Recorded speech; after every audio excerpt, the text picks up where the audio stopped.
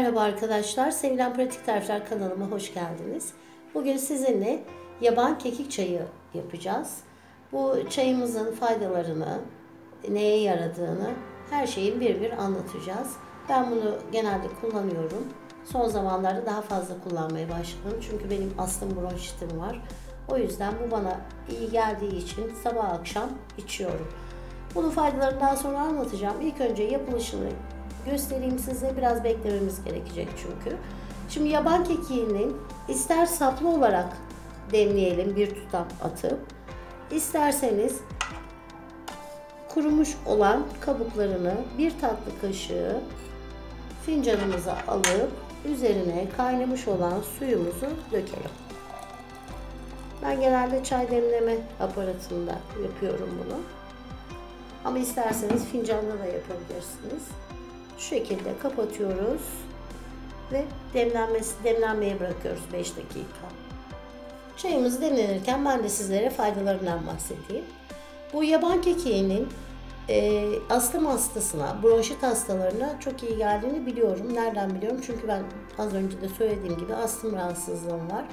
O yüzden belli dönemlerde, astım atakları geçirdiğim dönemlerde bu çayı tüketiyorum ve öksürüğümün kesilmesine sebep oluyor.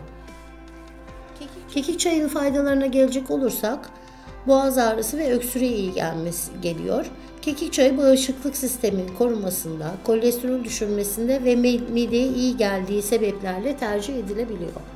Şimdi ben dediğim gibi astım hastası olduğum için sık gördüğüm ataklar durumunda sabah akşam bu şekilde demleyip öksürüğümün kesilmesini, atağımın azaltmasına tabii ilaçlarımı kullanarak bunlara da devam ediyorum. Bağışıklık sistemini güçlendiriyor. Özellikle bu dönemde bizlerin bağışıklık sistemlerinin güçlü olması gerekiyor biliyorsunuz koronavirüs karşısında. Bu kekiğin de buna etkili olduğunu düşünüyorum. Antioksidan özelliği vardır. Kekik çayı içildiğinde bronşit, astım gibi rahatsızlıklara iyi gelir. İdrarda da akışkanlığı artırıcı özelliği vardır. İdrar söktürücüdür. Ağız kokusu giderici özelliği vardır. Mideyi rahatlatır. Mide rahatsızlıklarında fayda sağlar. Sinir sistemine de oldukça faydası vardır.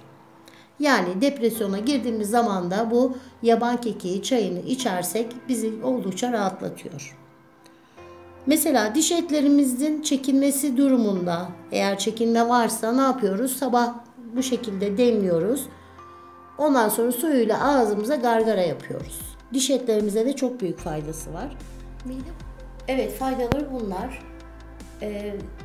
Ben bunu evde çok fazla kullanıyorum. Dağ kekiğini nereden bulabilirim diyorsanız, yani ben aktardan almıyorum işin açıkçası. Dağ köylerinde olan arkadaşlarımız varsa onlardan temin ediyorum, söylüyorum. Allah razı olsun, onlar da gönderiyorlar. Faydasını çok görüyorum. Kış aylarında, soğuk algınlıklarında çocuklarıma ben çok kullandırıyorum. Küçüklükten beri çocuklarım bunu kullanıyorlar. Mesela bağırsaklarda çocuklarda kıl kurdu vardır. Bunu içirdiğimiz zaman faydasını görüyorlar. O kıl kurtlarının da atılmasında çok büyük etkeni var.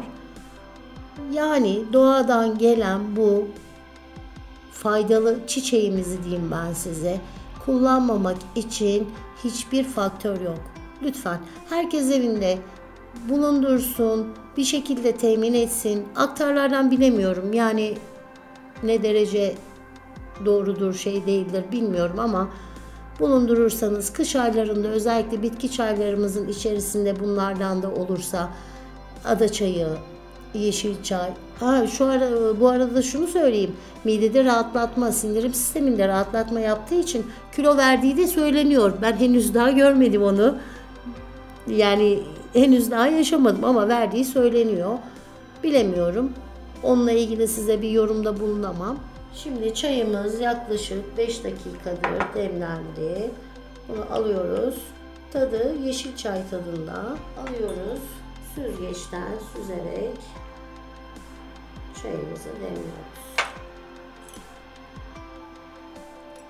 Evet. Bu kadar. Ben içine hiçbir şey katmıyorum. Limon sıkanlar da varmış ama ben onu özelliğini kaybettiğini düşünüyorum limon falan sıkılarak. Ama bu tadı da çok güzel. Yeşil çay tadında dediğim gibi. Deneyenlere şimdiden afiyet olsun, şifa olsun inşallah. Ama astım hastaları bunu mutlaka kullansın. Çok rahatlatıcı. Öksürüğünüzü kesiyor. Sadece astım değil, kuru öksürüğünüz varsa onda da kullanın. Bağışıklık sisteminizi yükseltin. Deneyenlere şimdiden afiyet olsun, şifa olsun diyorum. Tekrardan görüşmek üzere. Hoşça kalın.